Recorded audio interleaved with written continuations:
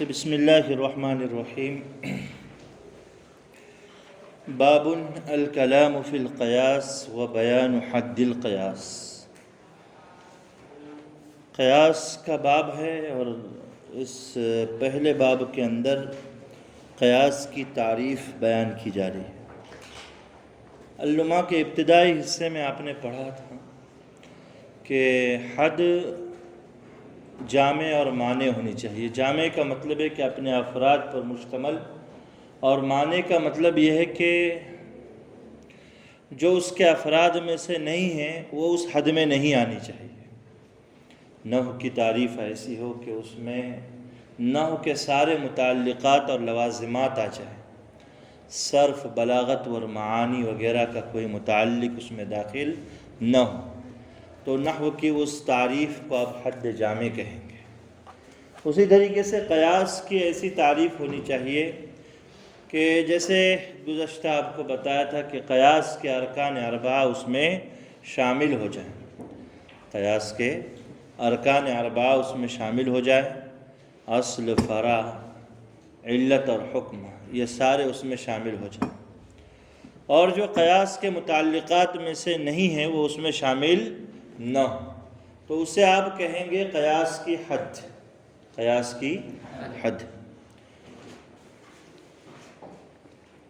قیاس کی ایک تعریف کی گئی ہے، لکھیے آپ اس کو: الحاق واقعۃ لا نص على حکمها بواقعۃ ورد نص بحکمها في الحكم الذي ورد به النص لاشتراك الواقعتين في علة هذا الحكم۔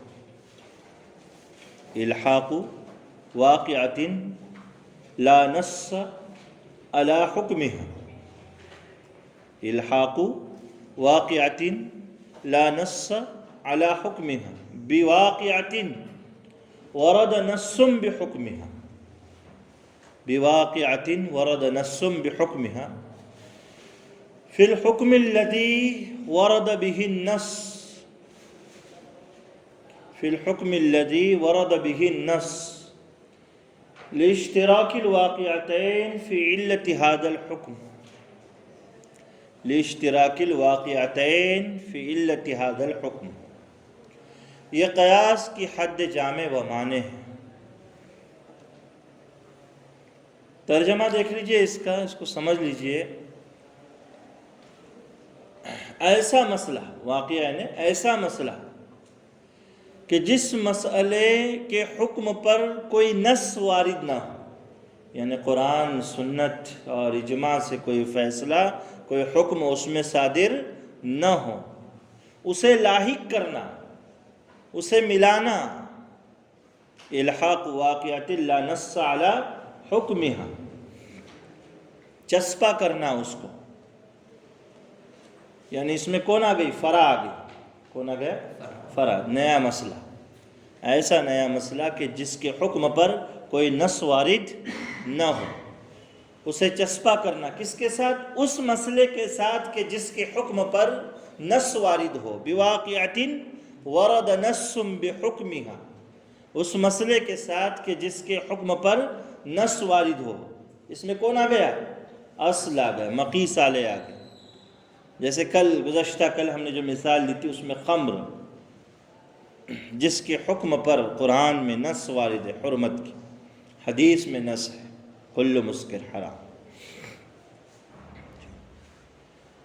فی الحکم الذی ورد به النص، ایسا کیوں کرنا؟ یعنی فرع کو اصل کے ساتھ لاحق کیا جاتا ہے، چسپا کیا جاتا ہے۔ کیوں کیا جاتا ہے؟ حکم دینے کے لیے۔ کیوں کیا جاتا ہے؟ فی الحکم الذی ورد به النص، تاکہ وہ حکم جو نص نے اصل کو دیا ہے وہ فرع میں آ جائے۔ وہ حکم جو نص نے کس کو دیا ہے؟ اصل کو دیا ہے۔ حرمت کا حکم ملا ہے خمر کو، وہ حکم کہاں پر آ جائے؟ بیئر میں آ جائے، وسکی میں آ جائے، فرع میں آ جائے۔ کیوں ایسا کرنا؟ اس فرع کو اصل کے ساتھ لاحق کیا گیا ہے۔ کیوں؟ لاشتراک الواقعتین فی علت ھذا الحکم، اس لیے کہ دونوں مسئلے اس حکم کی علت میں مشترک ہے۔ دونوں مسئلے اس حکم کی علت میں کیا ہے؟ مشترک ہے دونوں مسئلے۔ بات سمجھ میں آ رہی ہے؟ یہ ہو گئی قیاس کی حد جامع معنی اصطلاحی تعریف۔ ایک تعریف یہاں پر امام شیرازی رحمۃ اللہ علیہ نے بھی کی ہے، وَاعْلَمْ أَنَّ الْقِيَاسَ حَمْلُ فَرْعٍ عَلَى أَصْلٍ فِي بَعْضِ أَحْكَامِهِ بِمَعْنَى يَجْمَعُ بَيْنَهُمَا وَإِجْرَاءُ حُكْمِ الْأَصْلِ عَلَى الْفَرْعِ۔ یہ تعریف ہے جو امام شیرازی رحمۃ اللہ علیہ نے کی، یہ بھی ارکان اربعہ پر مشتمل تعریف ہے۔ قیاس کہتے ہیں فرع کو اصل پر محمول کرنا کوئی حکم دینے کے لیے، بمعنی یجمع بینہما، اور وہ حکم ایسی علت کی بنیاد پر دیا جائے جو علت دونوں کے درمیان میں جامع ہو، مشترک، اور اصل کا حکم فرع میں جاری کر دینا۔ وَإِجْرَاءُ حُكْمِ الْأَصْلِ عَلَى الْفَرْعِ، اصل کا حکم فرع میں جاری کرنا۔ یہ ہے قیاس کی تعریف جو امام شیرازی رحمۃ اللہ علیہ نے کی ہے، اور جمہور اصولیین اس تعریف پر متفق ہیں۔ وقال بعض اصحابنا، آگے چل کر امام شیرازی رحمۃ اللہ علیہ نے قیاس کی مزید چند اشخاص کی طرف سے کی ہوئی 3 تعریفات ذکر کی ہے، اور ان کا ابطال بھی آپ نے کر دیا ہے دلائل کی اور قرائن کی روشنی میں، اور جو اصولیین کی جمہور کی ہوئی تعریف ہے متفق، اس کو آپ نے صحیح قرار دیا ہے۔ وقال بعض اصحابنا، ہمارے بعض اصحاب نے قیاس کی تعریف کی ہے، القیاس هو الامارۃ علی الحکم، قیاس حکم پر علامت کو کہتے ہیں۔ گویا کہ انہوں نے قیاس کی تعریف کس سے کی ہے؟ علامت سے کی ہے، امارت سے کی ہے۔ کس سے کی ہے؟ امارت سے کی ہے۔ القیاس هو الامارۃ علی الحکم۔ امام شیرازی رحمۃ اللہ علیہ نے آگے کہا ہے کہ قیاس کی تعریف علامت سے کرنا صحیح نہیں ہے۔ قیاس کی تعریف علامت سے کرنا صحیح نہیں ہے، اس لیے کہ حد کا اصول یہ ہے کہ حد جامع معنی ہونا چاہیے۔ حد اور محدود لازم ملزوم ہوتے ہیں، جہاں تعریف وہاں پر معرف، اور جہاں معرف وہاں تعریف ہونی چاہیے، جہاں حد وہاں محدود، جہاں محدود وہاں حد۔ اور یہ تعریف میں وہ صلاحیت نہیں ہے، اس تعریف میں وہ صلاحیت نہیں ہے۔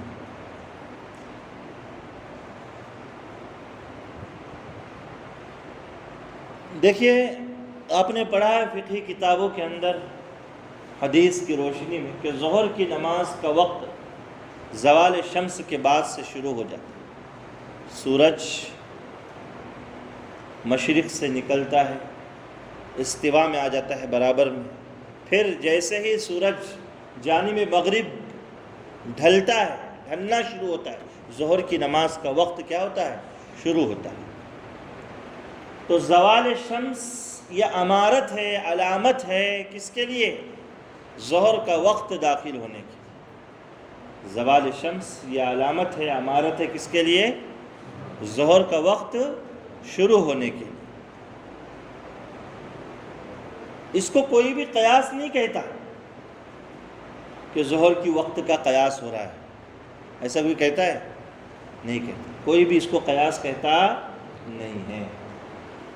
تو دیکھیے، محدود پایا جا رہا ہے ان کے اعتبار سے۔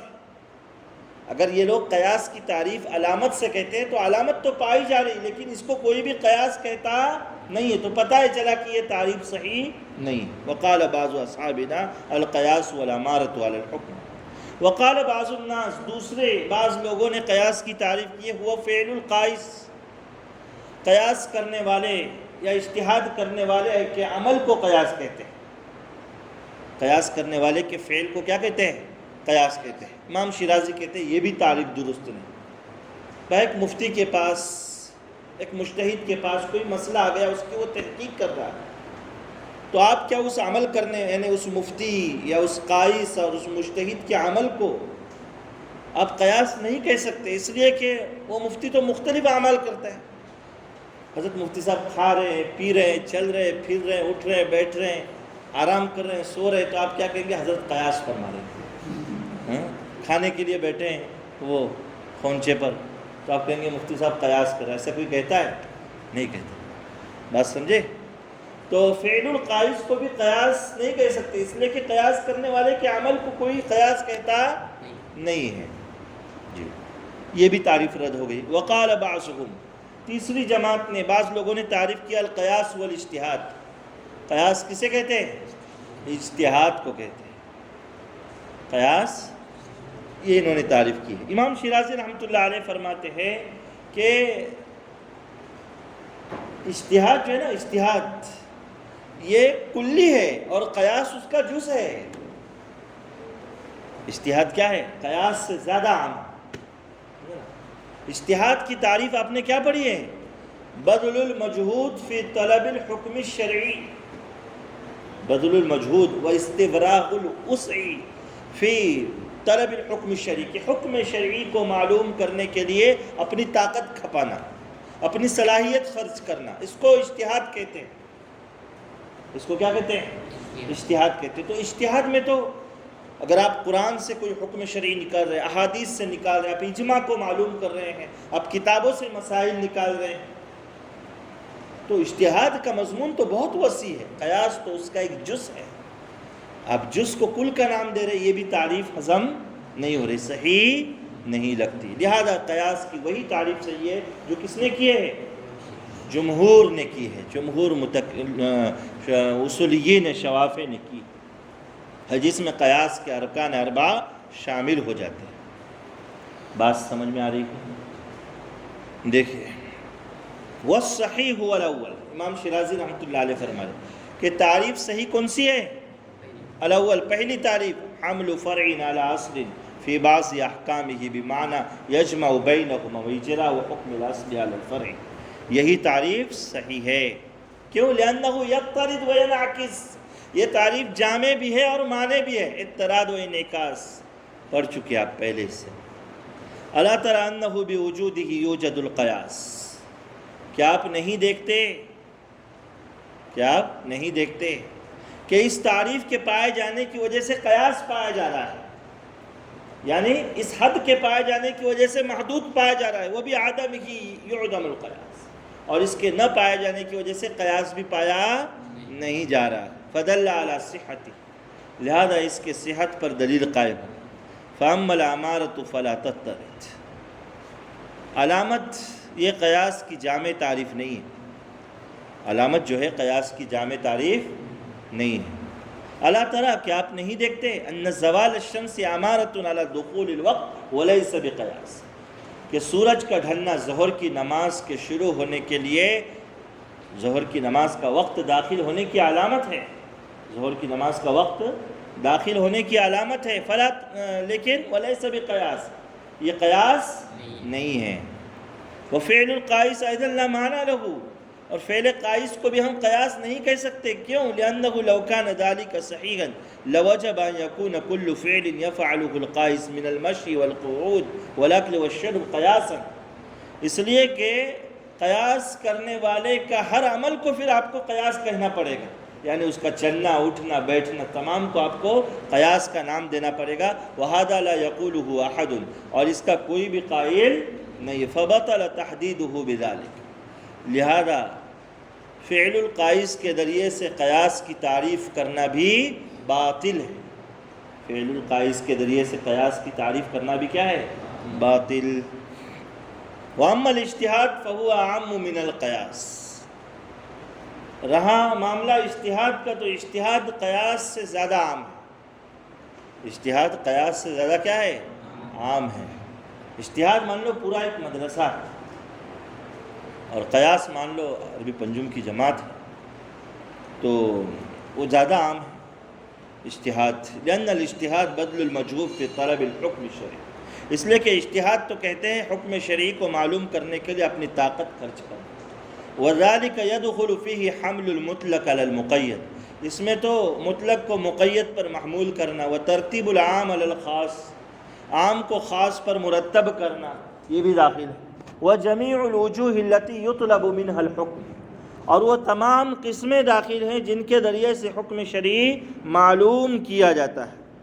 وہ تمام قسمیں اس میں داخل ہے۔ وَشَيْءٌ مِّن ذَلِكَ لَيْسَ بِقِيَاسٍ، اور یہ قیاس نہیں، ان میں سے کوئی بھی چیز قیاس نہیں ہے۔ فَلَا مَعْنَى لِتَحْدِيدِ الْقِيَاسِ بِهِ، لہذا اجتہاد کے ذریعے سے قیاس کی تعریف کرنے کا کوئی مطلب نہیں، تحدید یعنی تعریف کرنے کا کوئی مطلب نہیں، اجتہاد کے ذریعے سے ہم قیاس کی تعریف نہیں کہہ سکتے۔ تو قیاس کی جامع معنی تعریف تو ایک آپ کو پہلے بتلائی، الحاق واقعۃ لا نص علی حکمها بواقعۃ ورد نص بحکمها فی الحکم الذی ورد به النص لاشتراک الواقعتین فی علت هذا الحکم۔ اور ایک تعریف امام شیرازی رحمۃ اللہ علیہ نے یہاں پر کی ہے۔ یہ تعریفات جامع و معنی ہیں قیاس کے اعتبار سے۔ تو یہ پہلا باب ہے جس میں قیاس کی حقیقت اور اس کی تعریف کو امام شیرازی رحمۃ اللہ علیہ نے ذکر فرمایا ہے۔